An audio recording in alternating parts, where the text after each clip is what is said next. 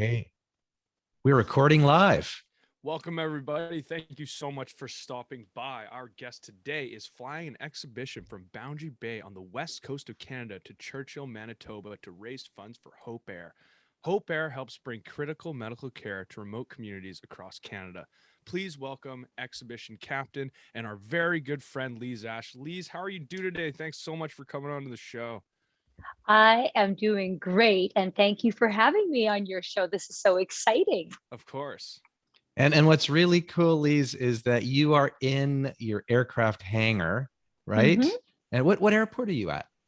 So this is Hangar Talk with Lise at Pitt Meadows Airport. This is my Nice. home airport.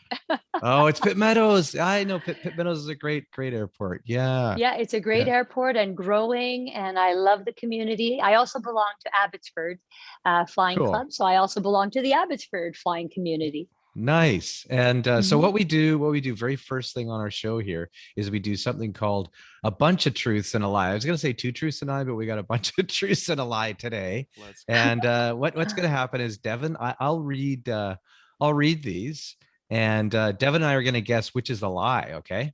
So how you feeling, Dev? You feeling awesome. feeling lucky Stoked. today here that we're going to get this? Perhaps. Let's see how well you know me, Devin.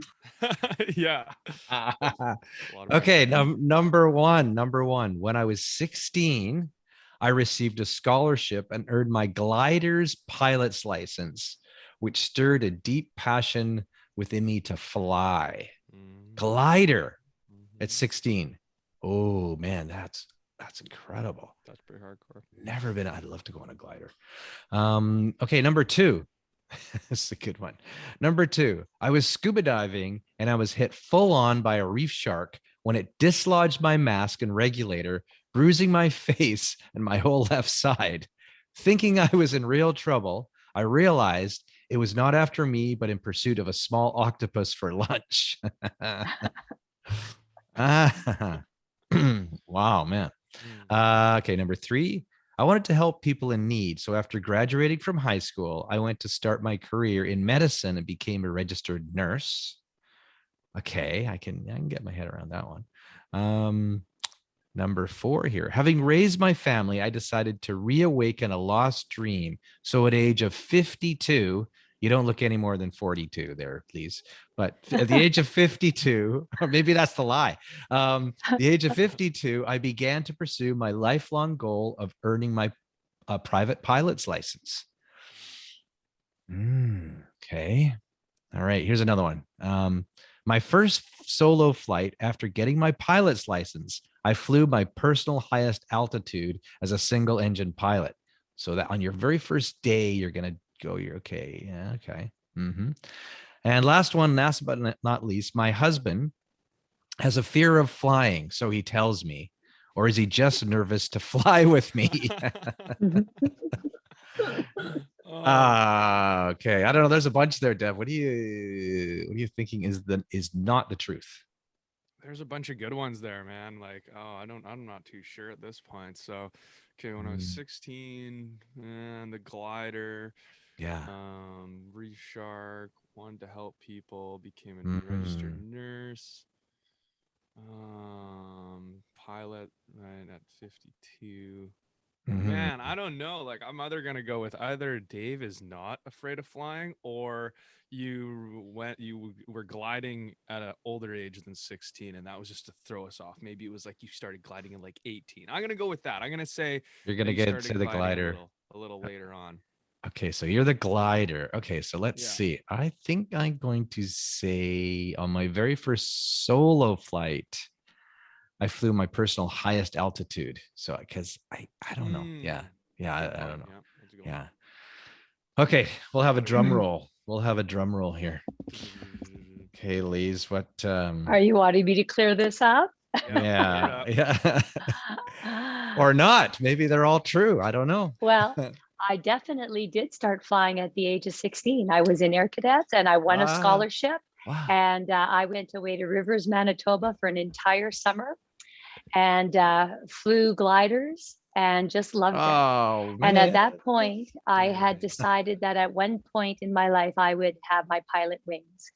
But when I was 18 and graduated, I went into nursing school. And so that dream had to be put off. My Okay. husband is absolutely not afraid of flying. Ah, He loves flying, he loves but it. as you can see, I don't really offer business class in my airplane. I do offer a front seat, but there's no wine, there's no coffee, there's no munchies. So he comes flying with me every now and again. But definitely now, like I have my own aircraft, David will be coming to fly with me more.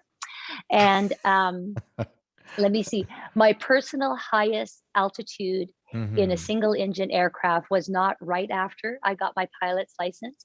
It was during our 2019 expedition where we raised $250,000 for Hope Air.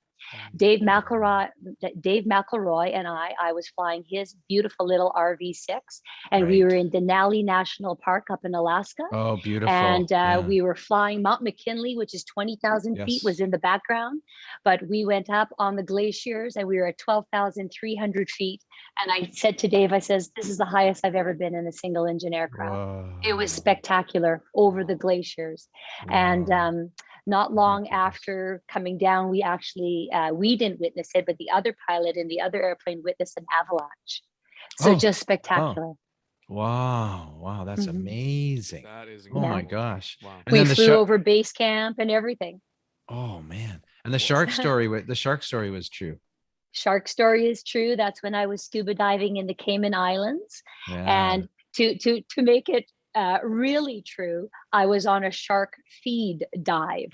So there were several of us, and we were kneeling on the floor of the ocean. We were about 30 feet deep because we were up on a sandbar.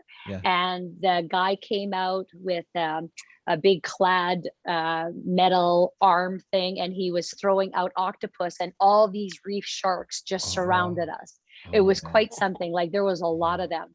And one of them just barreled through my back and hit me, and I went face down in the sand.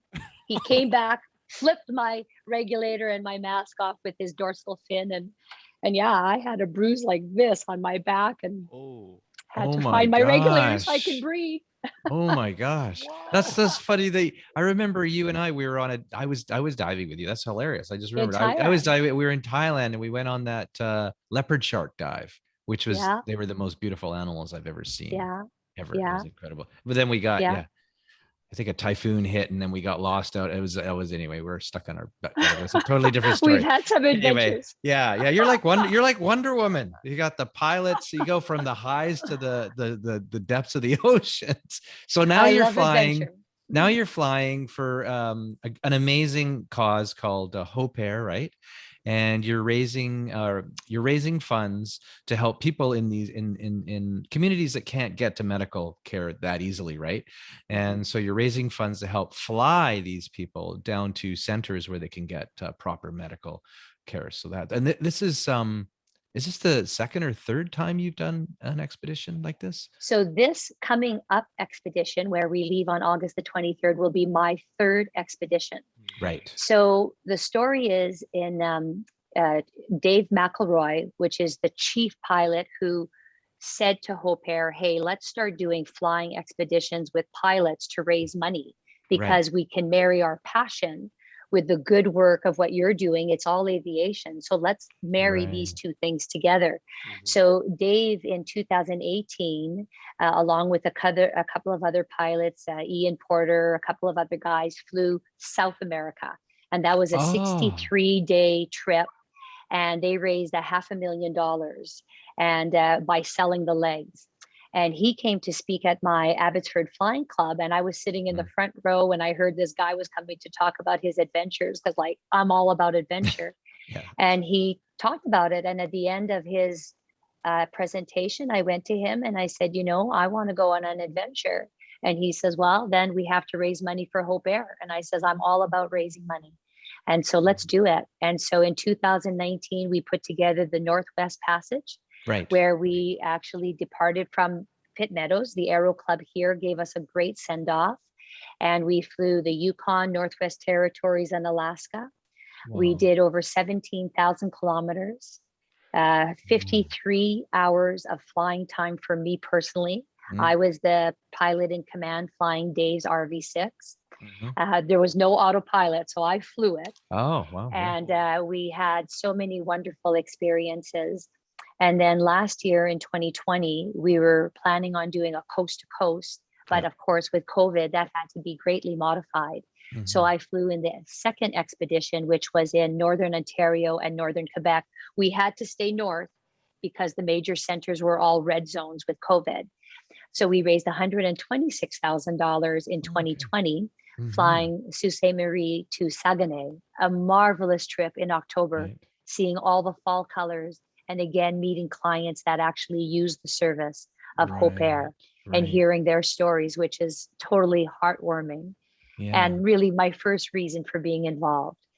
And then Wow. this year, we launch on August the 23rd out of Boundary Bay this time, Right. Right. and we'll be flying to Hudsons Bay, Yeah. Manitoba. And so a 12-day mission there and back, 2 routes. And this year, our hope is to raise $400,000 for Fantastic. Hope Air. Fantastic. Incredible. Wow, that's fantastic. So that's what I've got is I've got a couple of slides here that we can share. Okay. I don't know if you guys can see this. Yeah, we got it.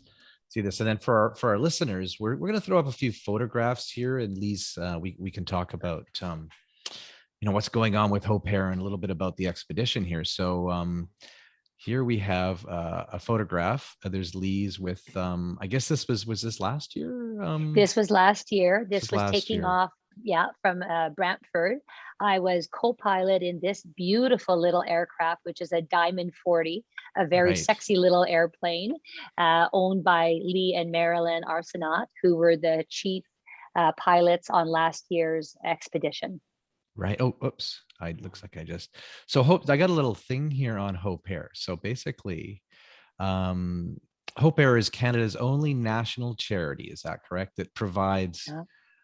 provides free travel and accommodation for Canadians in financial need who must access medical care far from home. So they're from, remote regions that can't necessarily get to the big cities, right? So you're Yeah. helping them and flying them in. And I mean, you can talk to this if you like, if you can see the slide on here. So yeah, they've actually provided more than 155,000 travel arrangements since 1986. So that's huge in all 10 Yeah. provinces here in Canada. Yeah. Yeah. So they've been around since 1986. But the thing Yeah. about Hope Air Mhm. that I've discovered in the last 3 years of being involved with them is that they're really a best kept secret, Right. because they're helping people in rural areas. So Prince George, Hideaway, Northern Manitoba, Dauphin, Gillam, all of these places. So us here in the major centers, if we get sick, we go to a Yes. walk-in clinic or to the hospital. But Yeah. that is not the case for these people. If your child has a childhood cancer and you've got to be coming in, that could be a 6, 8, 10, 12-hour trip in a vehicle. And a Mhm. lot of times, people who are living in the rural areas, I mean, there's a lot of poverty in Canada. 3.2 million Canadians live under the poverty Yeah, which line. is astonishing. I know. It's Yeah. astonishing, right? That's Yeah. 566,000 children. Yes. So there's a lot Yeah. of people who are just making ends meet or need help, and they're Canadians. Yes, exactly. Exactly. It is really shocking when you look at the numbers, Yeah. And then so here's a photograph. This is either the first year or the second year of you in the red or the orange striped Yeah. aircraft, right? So the orange aircraft is a tail wheel aircraft. That's why it's pointing down. The little wheel is in the back. And this is Dave McElroy's RV6, a fabulous little aerobatic airplane to Yeah, I fly. like it. Yeah. Very fun. It was very fast for me coming from a little Cessna 172. So I had to get my feet and my hands around everything in that aircraft. But by the end of it, I did okay. And then this year, of course, this is my own personal aircraft that I purchased this year. Mhm. And it's a Cessna 182 Turbo, which Right. it's my first turbo, first constant speed prop. And Langley Sportsplex has been our title sponsor both in 2019 and again this year in 2021. Wow. So on this expedition that's coming up very soon on August 23rd, how many miles are you doing a day? Like how many I guess you're stopping at whatever's convenient, whatever's down there, whatever airports are you're stopping at, right? Yeah. Everything is plotted. We're doing an average of about 200 to 300 nautical miles every day. Okay. And of course, that's with the fuel stop. There are different aircrafts that are flying. So there's 4 major captains, Okay. Bassie Spies, Dave McElroy, Steve Drinkwater, and myself. But we have about 25 aircrafts that are going to be flying different legs with us throughout the trip.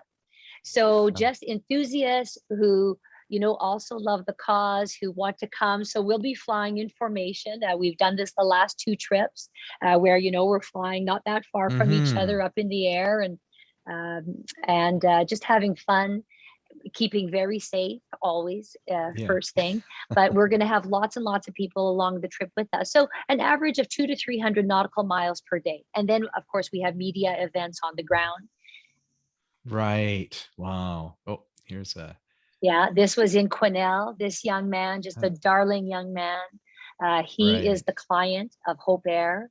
I won't say what his condition is, but his mom over here is just a champion. I mean, she's a single mom. This is her other daughter.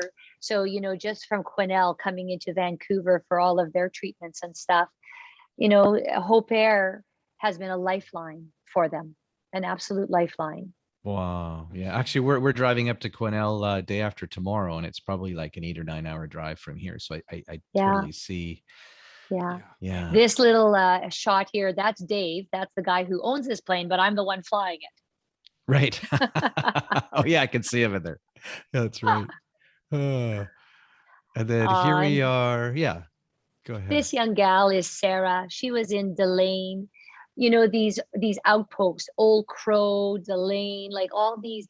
So where would that be? Where would Delane? So in the Northwest Territories. Oh, Northwest in the Territories. Northwest Territories, and she was our radio operator when we came in. Just a young 19-year-old gal, just a darling. So every time we landed in these small communities, the radio operators, would want to meet us. And I mean, I had all kinds of things that happened in one community that we landed in Old Crow, and I went in and went to say hi to the operator. She just said, "Hey, we had a death here last night, a 20-year-old boy who's my nephew."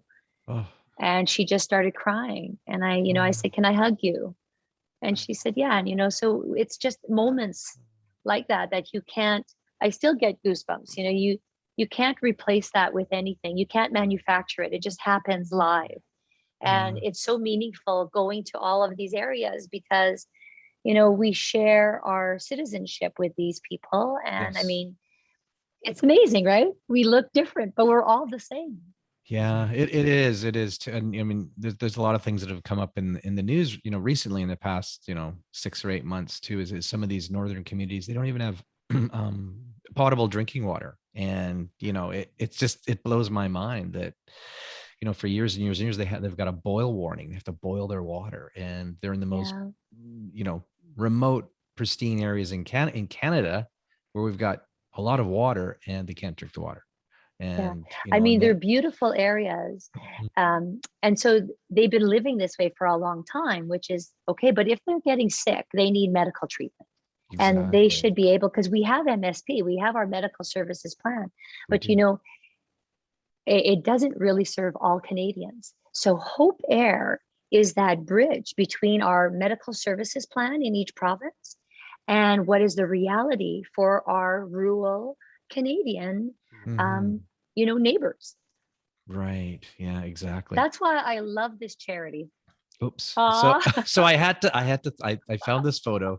I think the last time that Devin, Dylan, and Keena were in a Cessna, as we were flying into the Amazon actually, and it was quite a ways that you guys all passed out. I think that's Devin in the back.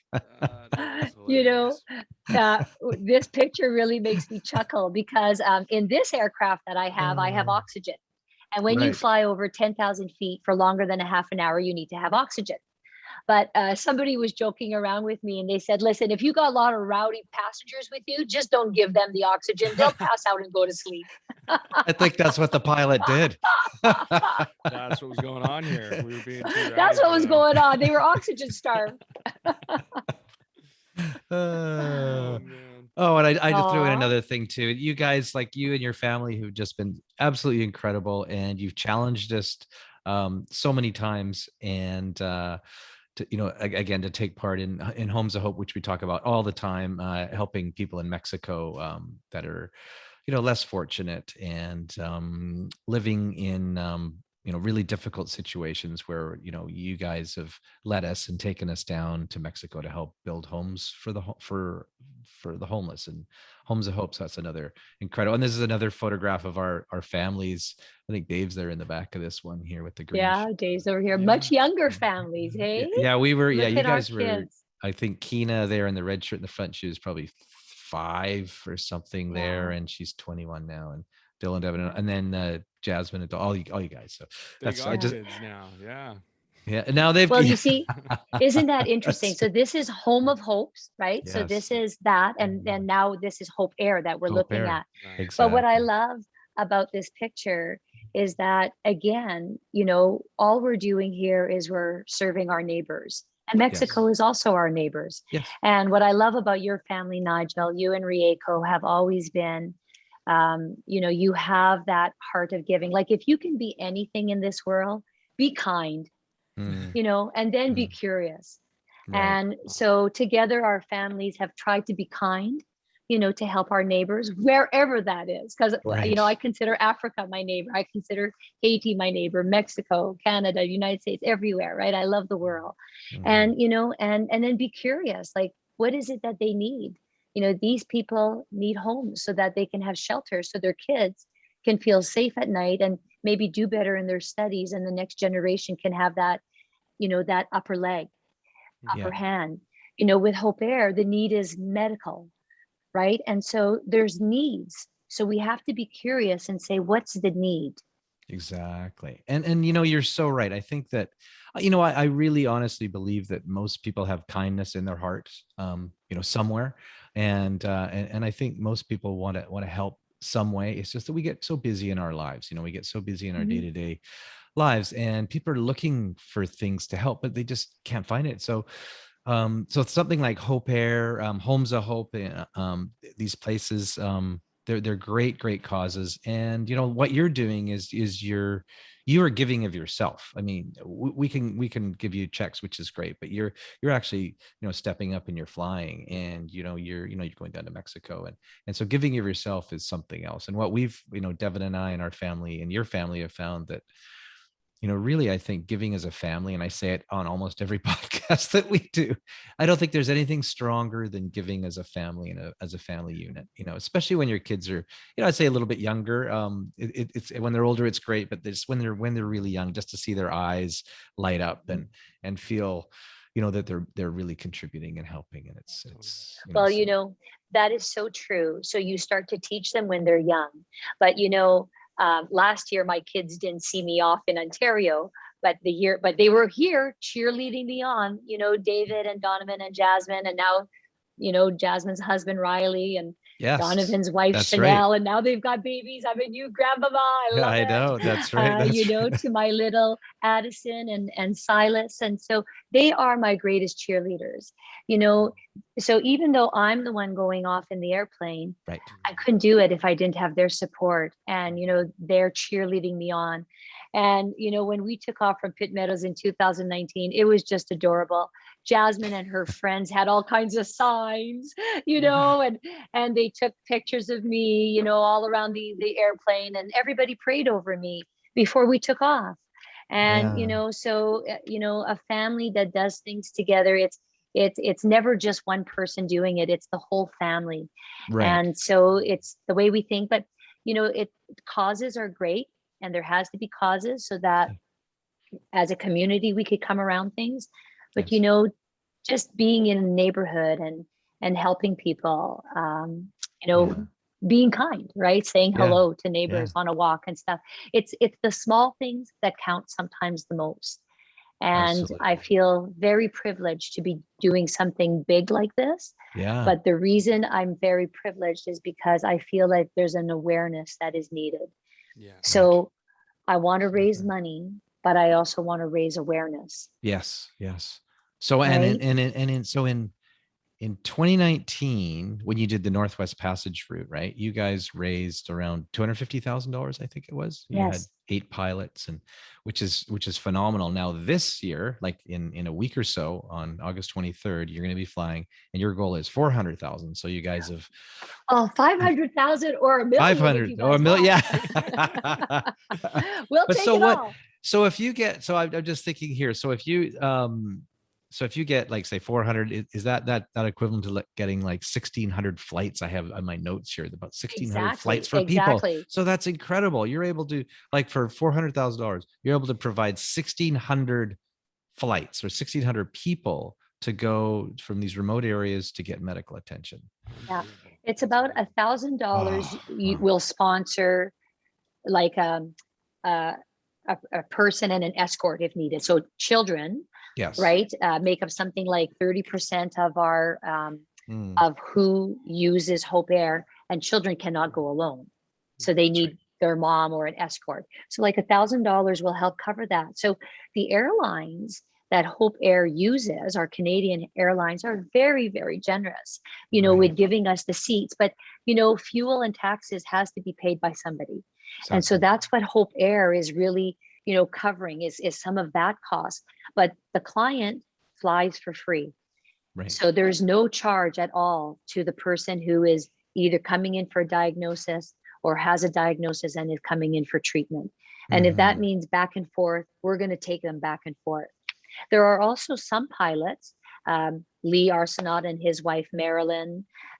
Next year, I hope to, or, towards the end of this year, I also hope to be doing what's called angel flights for Hope Air, where Okay. I will go in my aircraft and pick up clients and bring them into Vancouver for treatment. So now, like, Mhm. I have my own airplane, that is totally my heart to do that. Well, Absolutely. And some of the pilots that will be flying with us on this expedition have done that and keep doing Mm. that in their own personal private airplanes. Wow. Yeah. That's incredible. I know a story. There was a guy in my class in Boston, and he's also a pilot like yourself, and he's very fortunate too, and he has his own aircraft, and he was flying what was it? Puerto Rico, when Puerto Rico had the was it the earthquake or the typhoon? I can't remember. There's so many of these events that are happening. And yeah, he was helping fly people out. Like, he just got his plane and he Yeah. just started shuttling people out to hospitals in the United States from Puerto Rico, because Puerto Rico completely collapsed, right? So it's people Yeah. like you guys, are making such a huge difference. And, we just, we don't, it just, thanks so much for Yeah. what you guys are doing there. Yeah. Yeah. Deb, do you have Well, any? Yeah. it's always good to have goals, right? Hmm. And I don't think I'll ever stop having goals. There's always something to look forward to. That's You right. know, I had a lifelong goal of getting my pilot's license. It took me Hmm. 35 years to Yeah. realize that goal. But at 52, I braved it. I did Yeah. it. Even this Yeah. old brain could do it. It took me 2 years, Oh, come but on. I've been enjoying flying. I'm 58 now, and I've been enjoying flying. And I meet people that are in their 80s that are still flying. So Oh, I'm like, yeah. I've got another 20, 25 years of doing this. So That's why not have some really ambitious Wow. goals? And so I totally plan on doing angel flights as well, getting close and personal with the clients. And with my nursing background, of course, it fits, right? It's Yeah. a total fit for me. it does fit. So I Wow. know you're so driven and you're so passionate in everything you do. Literally everything you do. It astonishes me. Thank you. And I like from 16 years old being like, I want to, fly planes. So like my question is like where like what do you like have a conscious thought of like when that started to happen? When were you like, I'm just gonna go for this? Like what pushed you to make the decision to be like, I want to fly and I want to help people, Well, so is your question, Devin, like it took me that many years, but how did I step on the wagon and Yes, say, okay, I'm going to do it? Well, that's an absolutely. interesting question. So my husband and I were actually doing a coaching course so that we would become coaches, because we do a lot of coaching internationally when we travel and help in different areas of the world. So we thought, well, maybe we'll take a coaching course. So it was several weekends, and it was down in Calgary. So we were going in on our very final weekend, a Friday, Saturday, and Sunday. One of the exercises was you had to look at what in your own life is a lost dream. Because if you're going to coach other people to live their dreams, to live up to their ambitions, then you've got to do the same.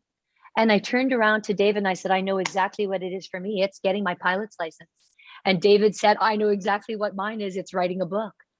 And so what we did is we committed the next 2 years, both of us, to achieving those lifelong dreams.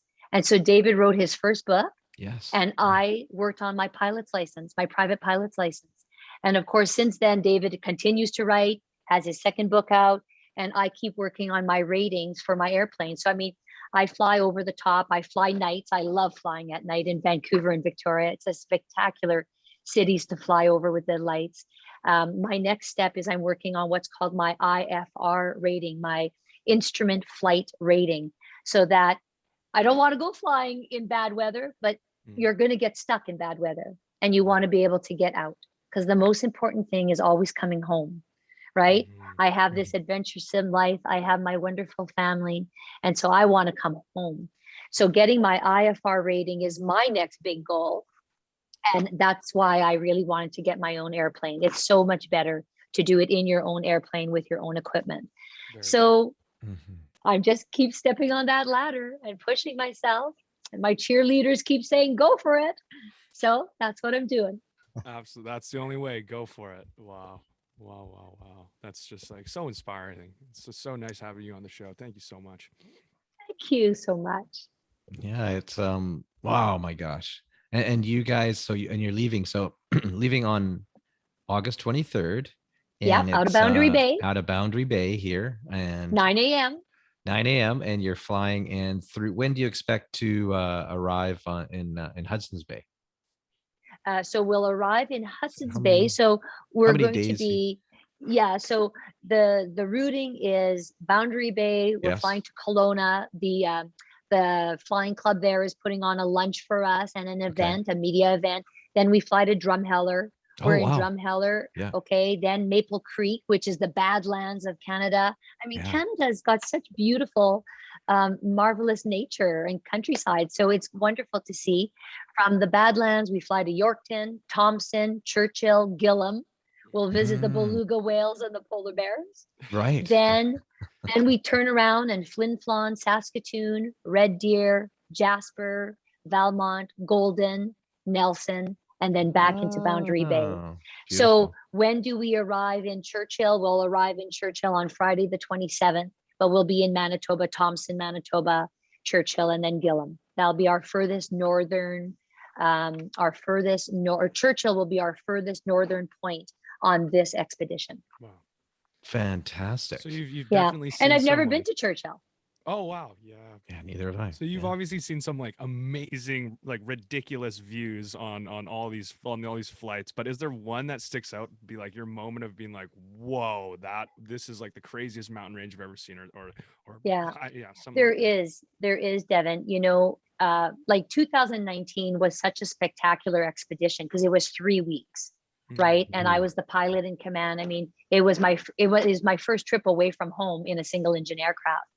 But one of the most fascinating things, and this will probably never get repeated, is we flew to the most northwesternly airport of the United States, which is called Wales. Okay. And from there, we flew out 135 more nautical miles to the sea border between Alaska, the United States, and Russia. There are two islands, 135 miles out in the Bering Strait. Yes. And the first island is called Little Diomede. So it's owned by the United States, by Alaska. And the second island, which is larger, only 2 miles further, is Big Deal Mead, and it is owned by Russia. Whoa. So the international date line is right in the middle, the water, right in the middle of those two islands. There's 24 hours difference between those two islands. Yeah. So Dave and I, in that little orange RV6, flew out to Little Diomede because it was one of Dave's bucket list trips. I never knew about it, but of course it became my bucket list trip. So he wanted to fly out there. So we flew out there and we orbited the island 4 times. So first at 1,200 feet. So we saw the ruggedness of this island. I mean, it is, there's no favors here. If we had to do an emergency landing, it was going to be a crash. Okay, this was jagged like the Rocky Mountains, but this flat piece of rock out in the ocean. And remember, Russia's 2 miles. There was all kinds of satellites watching us. We orbited the first time. Each time we went lower. On our 3rd orbit, Dave and I were absolutely shocked. There was a community down there. There was a community living down there. Whoa. And I've got all kinds of pictures and footage of it. But what was so special about, well, I mean, there's so many special things about that trip. On our way back, we were almost back at Wales when the air defense people called us up on the radio and said, you won't even believe me, but this is a true story, that one of the Russian islands, a volcano blew up and the plume went up 35,000 feet. Oh my God. They said, you guys have got to get back here now, because we had to file with the defense people so that they knew where we were going, because this is special airspace. So we booted it back, and because we knew that we were going to lose all visibility, and I am not an IFR pilot, Dave is. So that whole trip back, those 135 miles, Dave was preparing to land us in 0 visibility. Oh my gosh. 4 miles from the airport in Nome, because that's where we took off and landed, and we're staying that one night in Nome. 4 miles from the airport, we lost all of our visibility. Oh my gosh. And so Dave had to take over. And of course, he's a very experienced pilot, over 55 years of flying, not commercially, but privately. And he's been everywhere. And so he brought us in, and, you know, at 200 feet is where we finally saw the airport, and boom, we landed, we put the plane away, and we hustled out of there. That night, when we were walking around Nome, we met a man sitting on some church steps, and he looked distraught. And of course, I started talking to him, because my husband and I talk to everybody. So I'm with Dave, not my husband, but Dave, the other pilot. And I start talking to this guy, and he's quite liquored up, and he's telling me that he's not doing very well. And I said, where are you from? And he says, oh, it doesn't matter where I'm from. You would never know it. I said, why don't you try me? He says, I'm from Little Diomede. I said, buddy, I just visited your home today, and I showed him the video on my phone. He began crying. We hugged. And I said, you know what? We're here to bring hope. And I mean, Dave couldn't believe it. You know, I talked to this guy for about 20 minutes. And what are the chances that I'm going to meet somebody from Little Diomede, this island 135 miles out? And I told him about our expedition, and I said, you know, we're here to bring hope. We do care about you. We saw your village today. I mean, he said, that's the high school, that's the junior high school, that's the water tower, that's where the helicopter lands once a week to bring us food. And, you know, he told me some fascinating stories, but the most fascinating story he told me, he said, when his father was a boy, his grandfather would walk on the ice, and they would walk the 2 miles to go and visit family on the Russian Big Diomede. But of course, with all of, you know, the laws that have happened in the last 50 years, they can't do that anymore. Right. But when his father was a boy, him and his dad, the grandfather, would walk the 2 miles on the ice of the Bering Sea and go and visit their Russian families. They didn't know that they were Russian and American, right? Of course. Those international date lines were not done. So, I mean, how could I even make that up, right? Wow. That is Incredible story. Yeah. Wow. Wow, I don't think Yeah. we can. Top that one. I don't think we can top that one. I'll send you the video. Oh, Yes, please man. I'll do. send you Please the do. video. That is just absolutely incredible. I Well, think on that, Devin, I think we're yeah. gonna wrap. We On have to that wrap on note, that. on that note, we are going to wrap it up. Thank you so much for being on the show, everybody. Lise Ash, and check out Hope Air. We're feeling good today, guys. If you want to feel really good, check out North Shore Acupuncture. You know, experience the difference. They're in North Van there. If you're out in Whistler, check out Creekside Health. You know, they'll help you with all your needs. They do old traditional Chinese medicine and stuff. And if you are in North Van, again, Upper North Shore, the Pelly Clinic. Focus on your body's innate potential to live life to total wellness. Other than that, do you have any last remarks for us, Lise? Thank you so much for talking to us today. You're always just a ball of energy, and we just love having you here, and we'll have you on the show. You know, we'll have you on the show again, maybe when you're done the expedition, and we'll talk about Absolutely, it. absolutely. I'll Yeah. tell you about the next adventures that we're gonna do. Incredible. And what we're going to do is we're going to put a little tab on here. If anybody wants to help out, take part, donate, there's a little link, right, Dev? Which We will put links in the Thank description of the you. video for Hope Air and all Thank of you. other in the expedition. all of Lisa's other endeavors. Thank you so much for coming out today. Well, Thanks, thank you, you Lise. guys, and we love you. Take good Love care. you Take too. good care of your Yeah. health. Thanks so will. much. Okay.